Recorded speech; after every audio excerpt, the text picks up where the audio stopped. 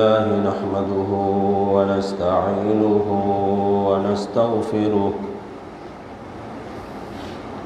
ونستغفره ونؤمن به ونتوكل عليه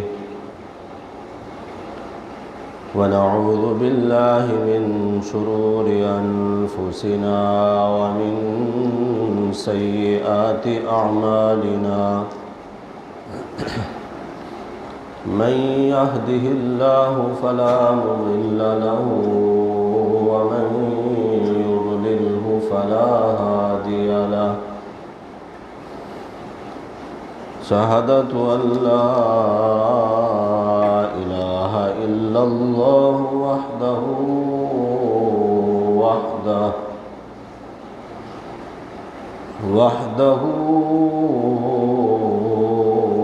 لا شريك له وأشهد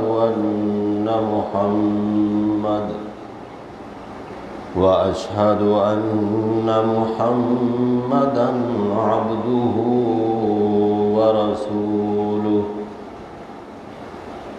أما بعد فأعوذ بالله من الشيطان الرجيم بسم الله الرحمن الرحيم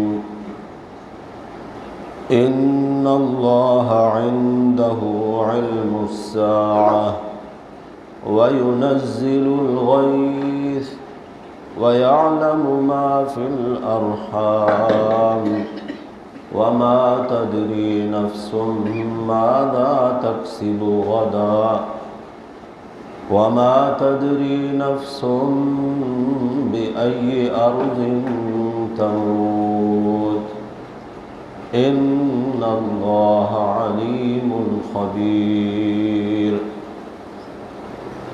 صدق الله وصدق رسوله النبي الأمين الكريم ونحن على ذلك لمن الشاهدين والشاكرين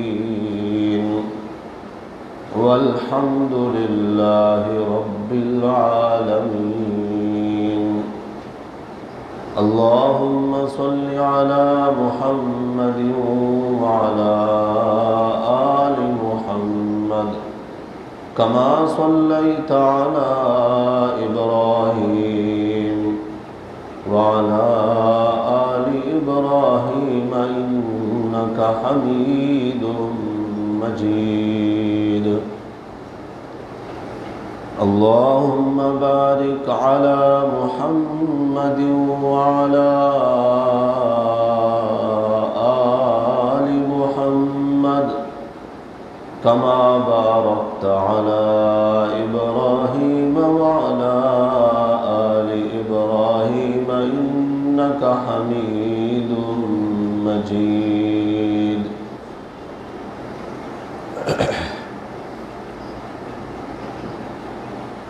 معجزے کے متعلق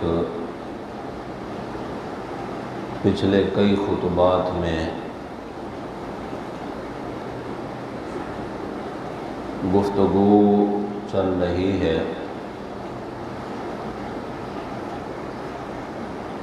پچھلے خطبہ میں یہ بات بیان ہوئی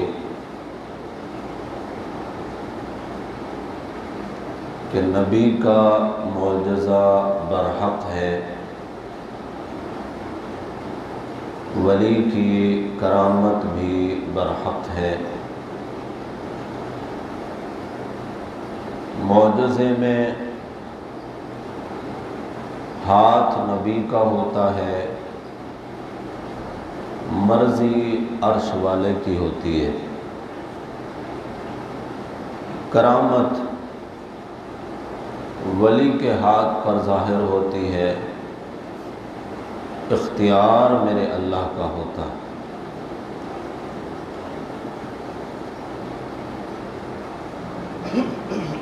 اس موضوع پر گفتگو کرنے کا مقصد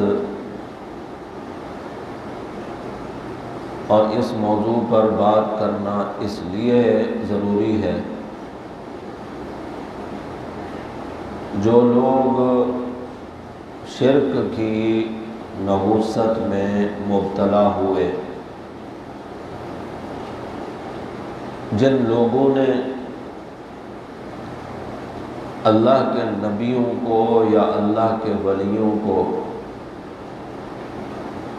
قادر سمجھا، مختار سمجھا، ان کو دھوکہ جو لگا وہ انبیاء کے معجزات سے لگا اور ولیوں کی کرامت سے لگا۔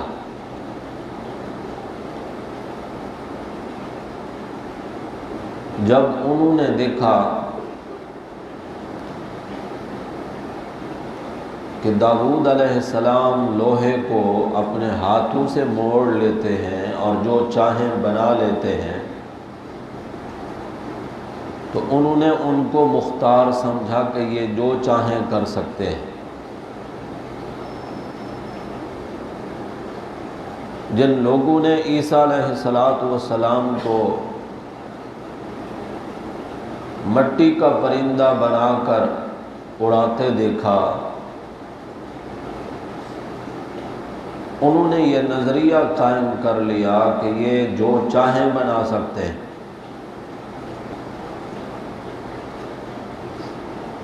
اور جن لوگوں کے اس طرح کے نظریات ہیں، وہ بھی لوگوں کے سامنے نبیوں کے معجزے اور ولیوں کی کرامات بیان کر کے ان کو یہی کہتے ہیں کہ دیکھو جی، اگر نبی رزق میں برکت نہیں دے سکتا تو پھر یہ 7 بندوں کا کھانا 400 بندوں نے کیسے کھا لیا؟ یہ معجزہ اور کرامت کا بیان کر کے ساتھ میں تصویر کا صرف ایک رخ دکھاتے ہیں لوگوں کو، اور ان کے عقائد میں بگاڑ ہوتا ہے۔ اور جو میرے اللہ کی صفات ہیں، لوگ اللہ کے نبیوں اور ولیوں کو اللہ کی ان صفات میں شریک کر کے مشرک بن جاتے ہیں۔ تو یہ ہے اصل مقصد اس بارے میں گفتگو کرنے کا، تاکہ تصویر کے دونوں رخ دکھائے جائیں۔ جو میرے اللہ کی شان ہے وہ اپنے مقام پر رہے، اور اللہ کی دی ہوئی نبیوں ولیوں کی شان وہ اپنے مقام پر رہے۔ جب لوگوں کو یہ کہا جاتا ہے کہ بدر سے ایک دن پہلے غزوہ بدر جو جنگ ہوئی کافروں کے ساتھ مسلمانوں کی، ایک دن پہلے اللہ کے رسول صلی اللہ علیہ وسلم میدان بدر میں تشریف لائے۔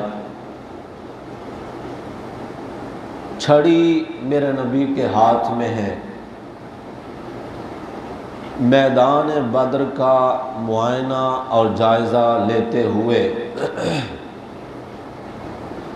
نبی اکرم صلی اللہ علیہ وسلم نے بتایا، ابو جہل اس جگہ مرے گا، عتبہ کی لاش یہاں تڑپے گی، شیبہ نے ادھر قتل ہونا ہے، امیہ نے اس جگہ قتل ہونا ہے، فلاں کافر اور فلاں کافر نے اس جگہ مرنا ہے، قتل ہونا ہے، تڑپنا ہے۔ اگلے دن جب یہ معرکہ بدر ہوا، صحابہ نے دیکھا جس جگہ اللہ کے رسول صلی اللہ علیہ وسلم نے نشاندہی فرمائی تھی، عین اسی جگہ ابو جہل کی لاش پڑی ہے، عتبہ کی لاش پڑی ہے، شیبہ کی لاش پڑی ہے، امیہ کی لاش پڑی ہے۔ یہ اللہ کے نبی صلی اللہ علیہ وسلم کا معجزہ ہے، اور معجزہ معجزے کا فاعل اللہ کی ذات ہے۔ اللہ نے اپنے نبی کو اطلاع دی، نبی صلی اللہ علیہ وسلم نے آگے صحابہ کو اطلاع دی۔ یہ بات بیان کر کے واعظ اور خطیب لوگوں کا عقیدہ بگاڑتے ہوئے اگر یہ کہے کہ اللہ کے نبی کو کل کا پتہ ہے اور اللہ کے نبی کو ہر مرنے والے کی موت کا بھی پتہ ہے کہ اس کو کب موت آئے گی اور کس جگہ موت آئے گی، نبی کو آئندہ کے حالات کا سب پتہ ہے، حالانکہ معجزہ اپنے مورد میں بند ہوتا ہے۔ یعنی یہ صرف جن کافروں کا اللہ کے نبی صلی اللہ علیہ وسلم نے نام لیا، اللہ نے صرف انہی کی اطلاع دی تھی، اب اس کو دلیل بنا کر ساری کائنات کی مخلوق اور لوگوں کے بارے میں، نبی کے بارے میں یہ نظریہ قائم کر لینا کہ ان کو ہر ایک کی موت کا پتہ ہے کہ کب آئے گی اور کہاں آئے گی، یہ جہالت ہے، یہ حد سے تجاوز کرنا ہے، اور یہ صرف تصویر کا ایک رخ ہے جو لوگوں کو دکھا کر ان کا عقیدہ اور نظریہ خراب کیا جاتا۔ حالانکہ تصویر کا دوسرا رخ بھی قرآن و سنت میں موجود ہے۔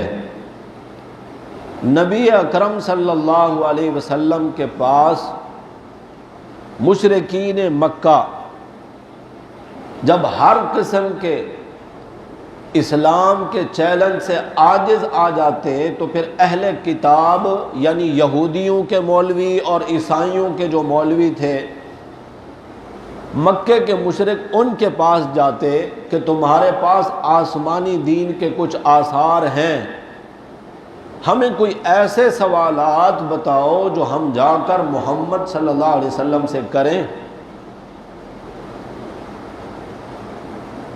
اہل کتاب کے علماء نے مشرکین مکہ کو یہ سوالات سکھائے کہ جاؤ پوچھو محمد صلی اللہ علیہ وسلم سے کہ روح کیا ہے، روح کی حقیقت کیا ہے۔ روح سمجھتے ہو نا، روح ہے، ہم ہیں، روح جسم سے نکل گئی، بندہ ختم، گویا کہ روح ڈرائیور ہے اس بندے کا جو اس کی یہ 6-7 فٹ کی مشینری جسم والی کو چلا رہا ہے۔ روح ہے تو یہ چل بھی سکتا ہے، پکڑ بھی سکتا ہے، ٹھنڈا گرم محسوس بھی کر سکتا ہے، دیکھ بھی سکتا ہے، سن بھی سکتا ہے، بول بھی سکتا ہے۔ روح نکل گئی تو پھر اب یہ کچھ بھی نہیں کر سکتا۔ جاؤ پوچھو روح کی حقیقت کیا ہے، اور یہ پوچھنا کہ یعقوب علیہ السلام اللہ کے نبی اسحاق علیہ السلام کے بیٹے ہیں، اور اسحاق علیہ السلام ابراہیم علیہ السلام کے بیٹے ہیں، ان کا آبائی وطن تو ملک شام ہے۔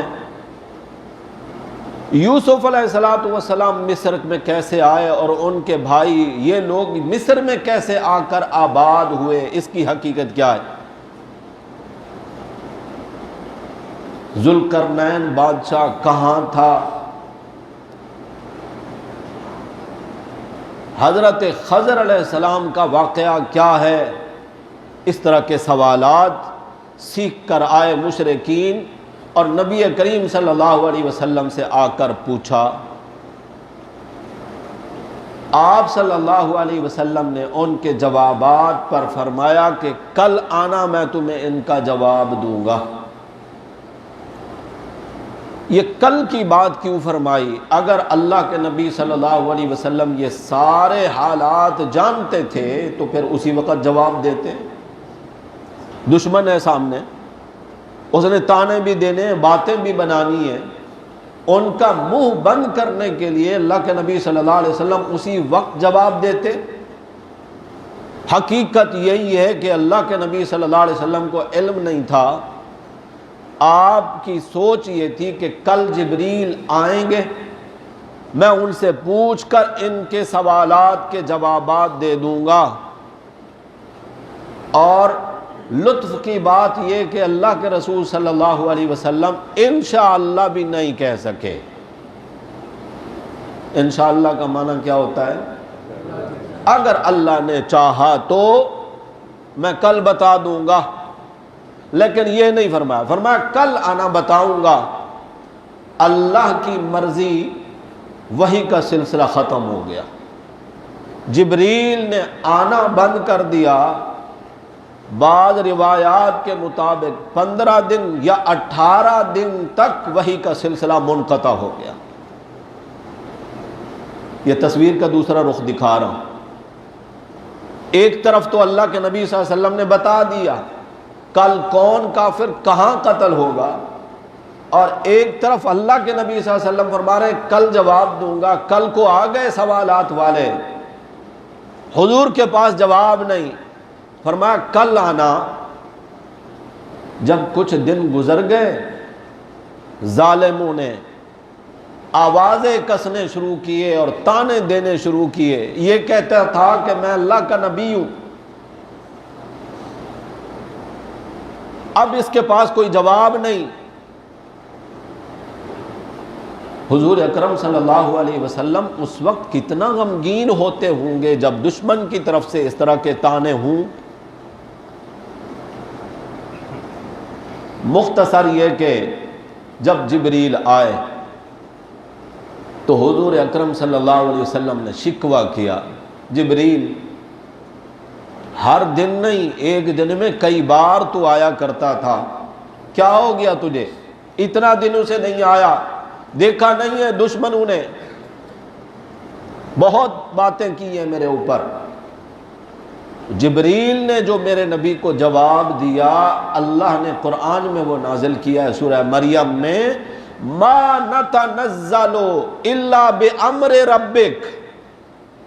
اے اللہ کے رسول صلی اللہ علیہ وسلم، ہماری مرضی کیا ہے آنا جانا، ما نتنزل، ہم تو وہاں سے اتر ہی نہیں سکتے، الا بامر ربک، جب تک تیرے رب کا حکم نہ ہو۔ ہم بھی اللہ کے حکم کے محتاج ہیں، آتا تھا تو اس کے حکم سے آتا تھا، نہیں آنے دیا اس نے، نہیں آنے دیا۔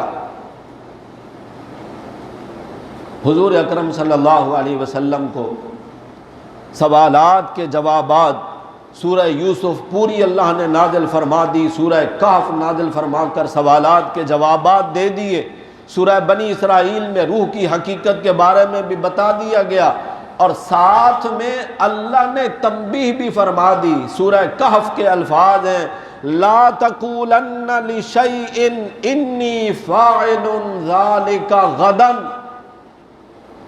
آج کے بعد کسی کام کے بارے میں میرے محبوب یوں نہ کہا کریں کہ میں کل یہ کام کروں گا، الا ان یشاء اللہ، مگر ساتھ میں انشاءاللہ کہا کریں اگر اللہ نے چاہا تو میں یہ کام کروں گا۔ تصویر کا ایک رخ دکھا کر لوگوں کے عقائد خراب نہ کیے جائیں۔ میرے نبی صلی اللہ علیہ وسلم کی خدمت میں دور دراز کے کسی قبیلے کے لوگ آئے، اندر سے کافر تھے، ظاہراً کلمہ اسلام پڑھ رکھا تھا۔ یا رسول اللہ، ہمارے قبیلے کے سارے لوگ مسلمان ہو جائیں گے اگر ان کو تبلیغ کی جائے۔ یہ کئی افراد تھے، تمام حدیث کی کتابوں میں یہ واقعہ موجود ہے۔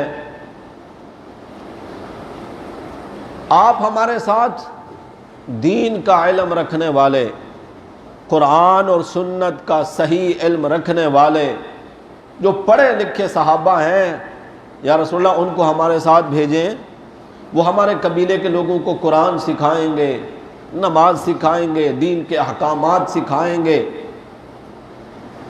حضور اکرم صلی اللہ علیہ وسلم نے آپ کا لگایا ہوا یہ جو کھیت تھا صحابہ کرام کا، یہ گلشن رسول تھا نا، یہ تو پھول تھے میرے نبی صلی اللہ علیہ وسلم کے لگائے ہوئے، یہ تو آمنہ کے لال صلی اللہ علیہ وسلم کے ارد گرد ایسے دکھائی دیا کرتے تھے جس طرح چاند کے باہر ستارے دکھائی دیتے ہیں۔ ان میں سے جن کے پاس قرآن کا زیادہ علم تھا، اللہ کے رسول صلی اللہ علیہ وسلم نے 70 صحابہ کرام کو ان کافروں کے ساتھ کر دیا۔ کافروں کا پتہ کفر کا تو بعد میں چلا نا، ابھی تو وہ مسلمان تھے۔ ان بدبختوں نے غدر کیا، دھوکہ کیا، 70 کے 70 صحابہ کرام کو جا کر شہید کر دیا۔ اور یہاں یہ بات ذہن میں رہے، حضور اکرم صلی اللہ علیہ وسلم کو ان کی شہادت کی خبر 1 مہینہ تک نہیں ہو سکی، مہینہ گزر گیا۔ مہینے کے بعد جبریل آئے اور انہوں نے آ کر اطلاع دی، یا رسول اللہ وہ آپ کے 70 ساتھی شہید ہو گئے، اور ہر ایک کو جب وہ شہید کرنے لگتے تو وہ اللہ کے حضور یہی دعا کرتا کہ اے اللہ ہمارے نبی کو ہمارے حال کی خبر کر دینا۔ صحابہ کا اعتقاد کیا کہ اللہ خبر دیں گے، نبی کو تو اطلاع ہوگی، اللہ نہ بتائیں تو نبی کو ہمارے حال کا علم نہیں، اور نہیں ہوا۔ مہینہ گزر گیا، بعد میں جب پتہ چلا تو حضور اکرم صلی اللہ علیہ وسلم انتہائی غمگین ہیں، غم زدہ ہیں۔ اور پھر آپ صلی اللہ علیہ وسلم فجر کی نماز میں قنوت نازلہ، آپ میں سے جو جاننے والے لوگ ہیں وہ اس بات کو سمجھتے ہوں گے، ان قبائل کا نام لے لے کر حضور اکرم صلی اللہ علیہ وسلم بد دعا فرماتے رہے، اور ان صحابہ کرام کی مغفرت اور جنت کے بلند درجات کی اللہ کے حضور دعا کرتے رہے۔ بخاری شریف میں، مسلم شریف میں، ترمذی میں، ابن ماجہ میں، ابو داؤد میں، تمام کتب احادیث میں یہ واقعہ موجود ہے۔ اگر حضور اکرم صلی اللہ علیہ وسلم کو ہر ایک کے موت کے وقت کا پتہ ہوتا، اور حضور اکرم صلی اللہ علیہ وسلم کو کل کی خبر ہوتی، تو پھر آپ صلی اللہ علیہ وسلم نے 70 صحابہ کرام کو ان کے ساتھ کیوں بھیجا؟ بات سمجھ رہے ہیں؟ اللہ نے اطلاع دی تو آپ نے بھی کل کا بتا دیا، کل فلاں کافر فلاں جگہ قتل ہوگا، اور ہوا۔ اور جب اللہ نے اطلاع نہیں دی تو نبی کو کوئی خبر نہیں۔ غزوہ خیبر کے موقع پر آپ صلی اللہ علیہ وسلم نے فرمایا کل میں جھنڈا اس کے ہاتھ میں دوں گا جو اللہ اور اس کے رسول کا محبوب ہے، اور وہ بھی اللہ اور اس کے رسول سے محبت کرتا ہے۔ یہ ایک پیشین گوئی۔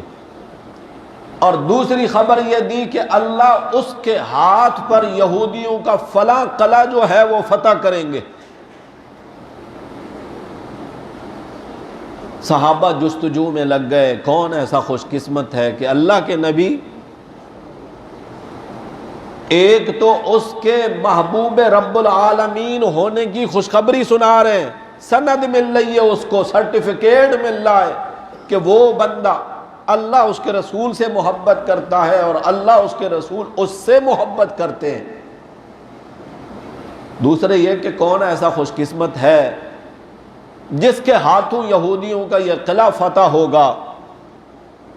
صبح ہوئی، دل ہی دل میں کئی ایسے تیر انداز اور تلوار چلانے میں مہارت رکھنے والے جستجو میں ہیں۔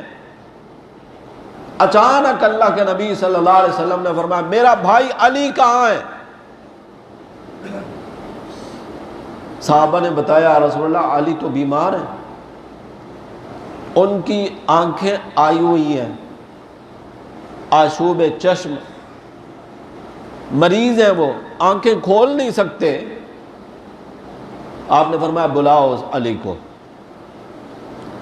حضرت علی رضی اللہ تعالیٰ عنہ تشریف لائے.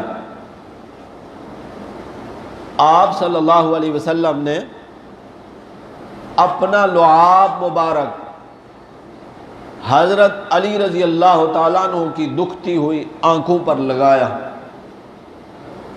حضرت علی رضی اللہ تعالیٰ عنہ فرماتے ہیں مجھے ایسا لگا کہ میری آنکھوں میں کوئی تکلیف تھی ہی نہیں، اور بڑھاپے کی عمر میں اپنے شاگردوں کو بتا رہے ہیں کہ جب سے اللہ کے نبی صلی اللہ علیہ وسلم کا مبارک لعاب میری آنکھوں پر لگا، ساری زندگی میری آنکھیں پھر کبھی خراب نہیں ہوئی. اس ایک واقعے میں دو معجزے. ایک تو یہ کہ کل کی خبر اللہ کے نبی صلی اللہ علیہ وسلم نے دی کہ کل قلعہ فتح ہوگا، اور ساتھ میں یہ خوشخبری بھی سنائی کہ اس بندے کے ہاتھ میں جھنڈا ہوگا جو رب اور اس کے رسول کا محبوب ہے. جھنڈا حضور نے دیا حضرت علی رضی اللہ تعالیٰ عنہ کو. حضرت علی اکیلے تو نہیں گئے تھے، سپہ سالار بن کر، فوج کے کمانڈر بن کر گئے تھے. آپ کی معیت میں پورا فوجی دستہ نبی کریم صلی اللہ علیہ وسلم نے بھیجا، اور اللہ نے یہودیوں کا وہ قلعہ فتح کرایا. اسی وجہ سے حضرت علی رضی اللہ تعالیٰ عنہ کو فاتح خیبر کہا جاتا ہے. حضور اکرم صلی اللہ علیہ وسلم نے کل کی کسی بات کی اگر خبر دی ہے تو اس کو علم غیب نہیں کہتے، اس کو اطلاع علی الغیب کہتے ہیں کہ حضور نے غیب کی کسی بات کی اللہ سے اطلاع پا کر آگے امت کو اطلاع دی ہے. دو باتیں اللہ نے بتائیں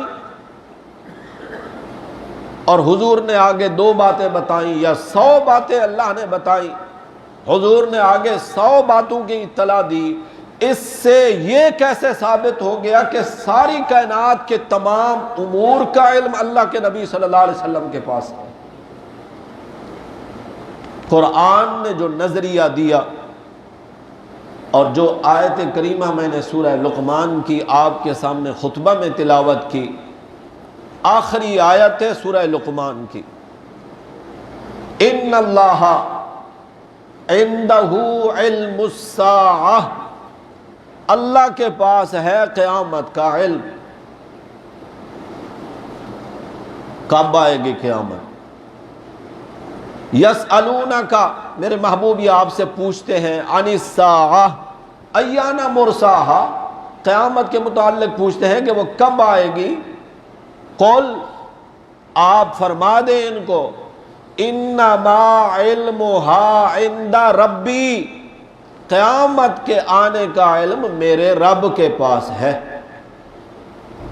یہ آیت سورہ اعراف میں بھی ہے اور اما پارے کی سورہ نازعات میں بھی ہے، اور کہیں پر الفاظ کے ذرا سے رد و بدل کے ساتھ کئی مقامات پر ہے. حتیٰ کہ اللہ نے فرمایا ان الساعۃ آتیۃ اکاد اخفیہا، فرمایا قیامت کو میں نے چھپا کے رکھا ہے. کس سے؟ اکاد، ہر ایک سے چھپا کے رکھا ہے.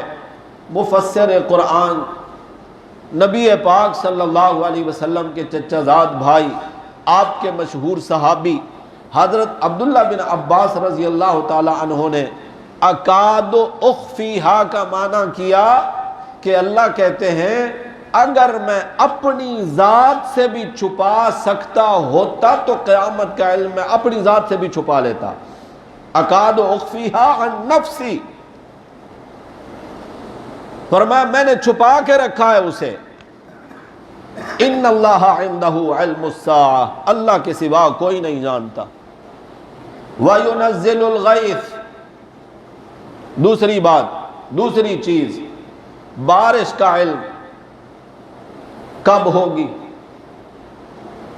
لوگ اگر کہیں کہ محکمہ موسمیات والے تو آگے کی خبر دے دیتے ہیں، امکانی خبر ہے، تخمینہ ہے، اندازہ ہے، فلاں دن بارش ہوگی، کتنے بج کر کتنے منٹ اور سیکنڈ پر شروع ہوگی کوئی نہیں جانتا، اس کے قطرات کتنے ہوں گے، کتنی مقدار میں برسے گی، فائدہ مند ہوگی یا نقصان دہ ہوگی وہ بارش۔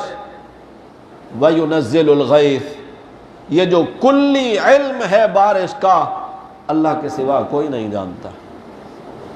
وَيَعْلَمُ مَا فِي الْأَرْحَامِ، رحم مادر میں کیا ہے۔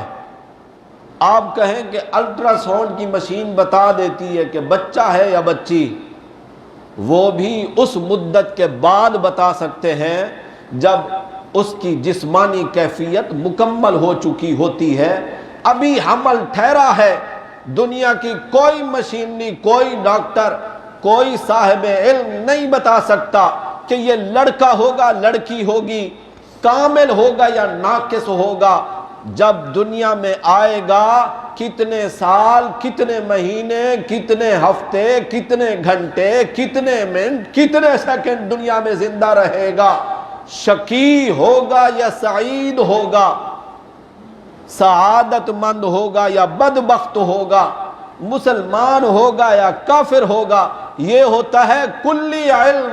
اور اللہ کہتے ہیں یعلم ما فی الارحام، رحم مادر میں کیا ہے اس کی پوری حقیقت کا کلی علم بھی اللہ کے سوا کسی کے پاس نہیں ہے۔ اور چوتھی بات،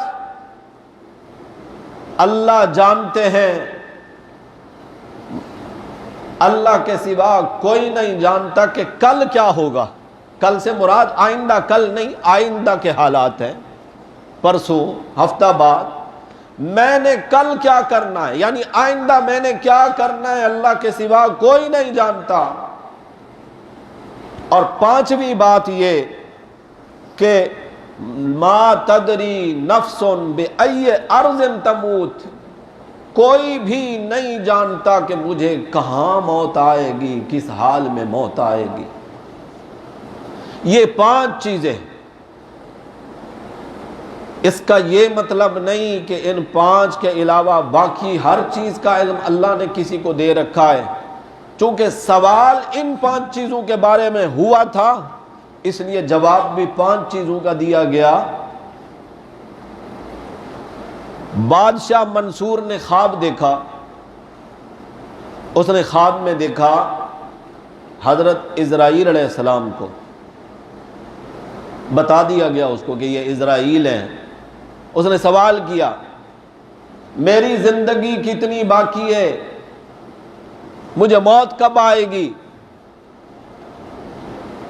یہ بات خواب کی بتا رہا ہوں۔ خلیفہ منصور نے یہ خواب دیکھا، آگے سے حضرت اسرائیل علیہ السلام نے یہ پانچ کا اشارہ کیا، یہ ہاتھ دکھا دیا، پانچ انگلیاں۔ صبح ہوئی، منصور بڑا پریشان ہے، معبرین، تعبیر بتانے والوں کو بلایا۔ یہ زمانہ خیر القرون کے قریب کا، تابعین کا زمانہ ہے، بڑے بڑے اہل علم کو بلایا گیا۔ بتائیے، اس نے پانچ کا اشارہ کیا ہے، کیا مراد ہو سکتی ہے؟ کسی نے کہا 5 دن آپ زندہ رہیں گے، کسی نے کہا 5 مہینے، کسی نے کہا 5 سال۔ امام اعظم ابو حنیفہ رحمت اللہ علیہ کو پتہ چلا، آپ تشریف لائے، آپ نے فرمایا نہ 5 دن، نہ 5 مہینے، نہ 5 سال، اسرائیل نے تجھے اشارہ کیا ہے سورہ لقمان کی آخری آیت کی طرف کہ تو نے سوال کیا موت کے متعلق، ما تدری نفس بأی ارض تموت، اللہ کے سوا کوئی نہیں جانتا کہ موت کب آئے گی، کہاں آئے گی، میں کس حال میں مروں گا، کہاں مروں گا۔ اسرائیل نے ان 5 چیزوں کی طرف تجھے اشارہ کیا ہے جو سورہ لقمان میں بیان ہوئی ہیں کہ اللہ کے سوا کوئی نہیں جانتا۔ حضرت اسرائیل بھی نہیں جانتے کہ تجھے موت آئے گی، کہاں آئے گی، کب آئے گی۔ میرے بھائیوں، میں عرض یہ کر رہا تھا جتنا علم اللہ نے دیا وہ اطلاع ہے، اظہار ہے۔ جتنا کچھ اللہ نے اطلاع دی، آپ نے دیکھا نہیں نبی اکرم صلی اللہ علیہ وسلم نے قیامت کی کچھ نشانیاں بیان فرمائی ہیں، اور اس قدر فٹ آئی ہیں وہ نشانیاں جو گزر چکی، جو آئندہ ہم دیکھ رہے ہیں اور جن حالات سے ہم گزر رہے ہیں۔ بکریوں کے چرواہے شہروں میں آ کر بڑی بڑی بلڈنگیں بنائیں گے، یہ مشاہدہ تو 50 سال پہلے ہو چکا۔ وہ وڈیرے کھیتی باڑی کرنے والے، جانوروں کے پالنے والے شہروں میں آئے اور انہوں نے بڑے بڑے محلات بنائے، کیونکہ ان کی جائیدادیں تھیں وہاں پر۔ شہری لوگوں کے بھی اتنے بڑے گھر نہیں تھے جس طرح کے گھر انہوں نے بنائے۔ میرے نبی صلی اللہ علیہ وسلم نے پیشین گوئی فرمائی، لونڈی اپنے مالک کو جنے گی۔ لونڈی تو ہوتی وہ ہے جو مالک کی ہو، تو پھر یہ لونڈی مالک کو کیسے جنے گی؟ نبی کریم صلی اللہ علیہ وسلم کی اس حدیث کی تشریح کی محدثین کرام نے کہ ماں کے ساتھ نوکرانیوں جیسا سلوک کیا جائے گا،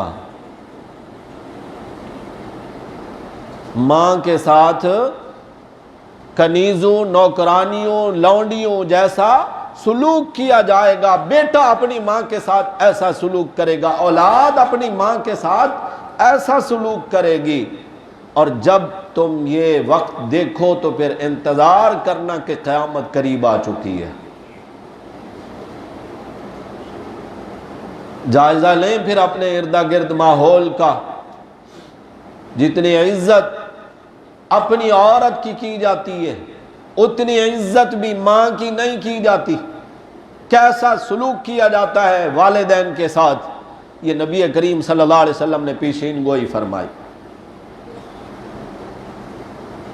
امانتوں میں بددیانتی ہونے لگے گی، نااہل لوگوں کو عہدے دیے جائیں گے، 2 نمبر سند لے کر سفارشی طریقے سے منبر و محراب کے خطیب کا اوقاف میں انتخاب ہوتا ہے، وہ نااہل ہے، اس کے پاس علم بھی نہیں۔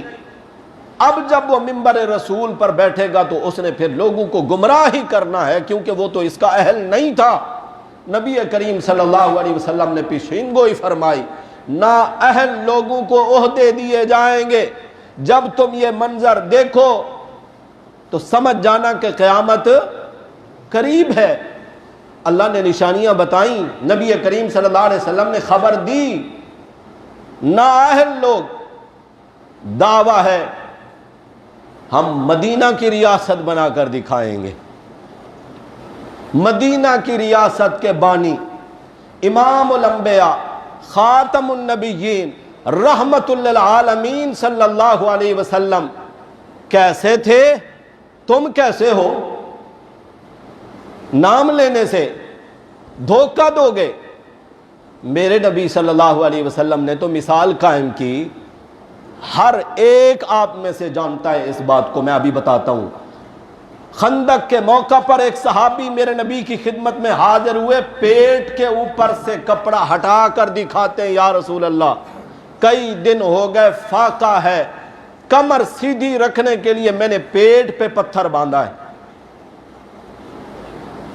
حضور اکرم صلی اللہ علیہ وسلم نے فرمایا، میں اپنا یہ عمل ظاہر نہیں کرنا چاہتا تھا، کسی کو بتانا نہیں چاہتا تھا، کسی کو دکھانا نہیں چاہتا تھا۔